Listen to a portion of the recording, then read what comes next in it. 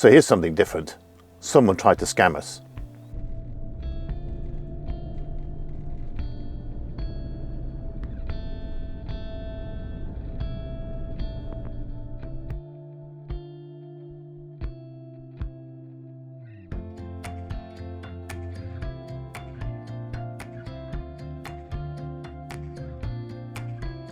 We decided to continue our exploration of Tuscany and decided to drive further south, heading towards Siena. Now, Siena had been on our bucket list while we're down in Tuscany, and a number of friends had recommended it, particularly one who said it was his favourite place to visit in all of Tuscany. So we headed down that way.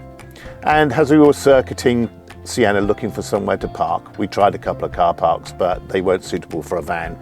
We found a third one, and just as it was pulling off the main road down the ramp to go into the car park, this happened.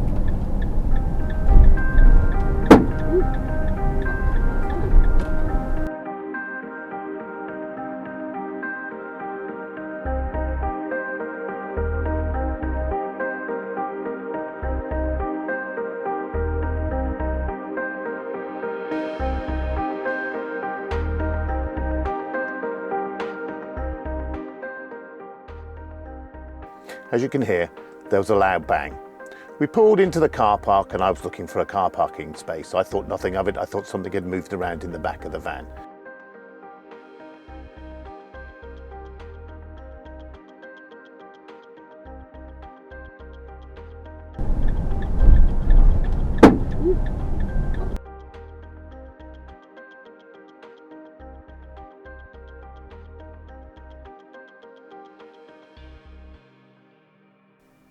As you can hear, there was a loud bang. Now I thought something had fallen loose from inside the van.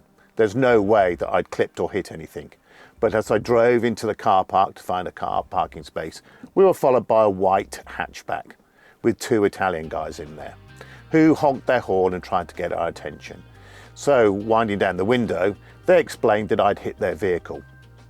I wasn't sure I'd hit anything, but I got out of the vehicle to have a conversation with them, and through the wonders of Google Translate, they claimed I'd hit their wing mirror and that they would have to contact their insurance company. No, I said that was fine, not a problem. I wasn't aware I'd hit anything, and I went and got into the cab and grabbed hold of my insurance documents, a pen and paper, and had a conversation again through Google Translate. I said to them, look, we're going to go to insurance companies very slowly, then I'm going to need pictures. So we started taking pictures of the alleged damage, which was a vulcanized rubber stripe on the side of my van and also their wing mirror. So I had a look at the wing mirror, couldn't see any damage, started to take pictures, and the mood shifted a little bit. They became a little bit wary, a little bit less cooperative. Their understanding of English got a little bit less, even with Google Translate. And then one of them decided that this was a dreadful misunderstanding and started to try and wipe off the vulcanized rubber mark that they put on the van, and also decided that we deserved a couple of courgettes for our trouble. And they gave us a couple of courgettes, and he opened the boot of the hatchback, put the carpet down so it covered his rear number plate, and then drove off.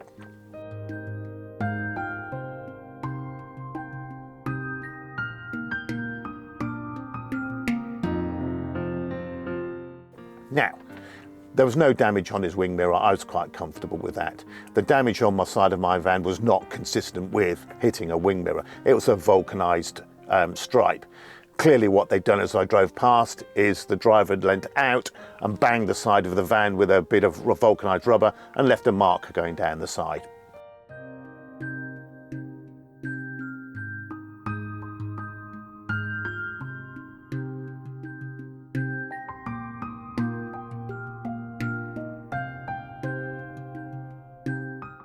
We were kind of a little bit shook up, I have to be honest. The old heart was pounding a little bit, but happy that, you know, everything was fine with the van and that we hadn't done anything wrong.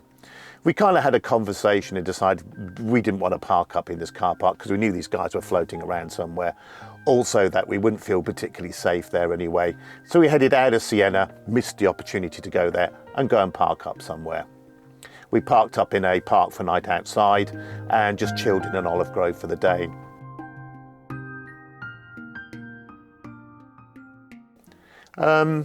What did we learn?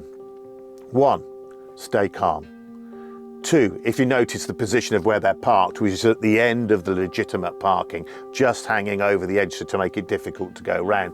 Should have been kind of wary of what was going on there myself. Also, you know, we had insurance and we were going straight for insurance. There was no ifs and buts. They were clearly trying to scam a few €100 out of us in order to get an alleged repair to their alleged damaged wing mirror. That was never going to happen anyway.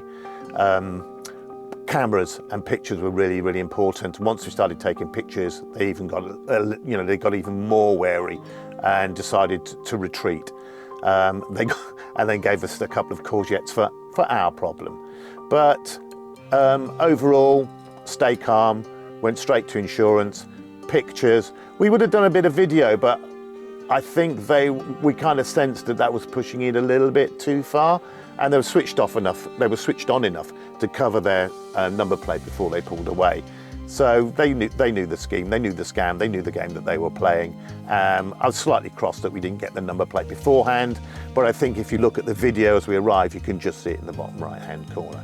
So, you know, we played the game, we played it straight down the middle, and for us it worked absolutely fine. There was no shouting, we remained calm, we just, you know, camera was out, paper was out, and they realised straight away, whoa, this isn't going to work. So, yeah, that was our visit to Siena and the scammers of Siena, or the Courgette brothers as we call them now.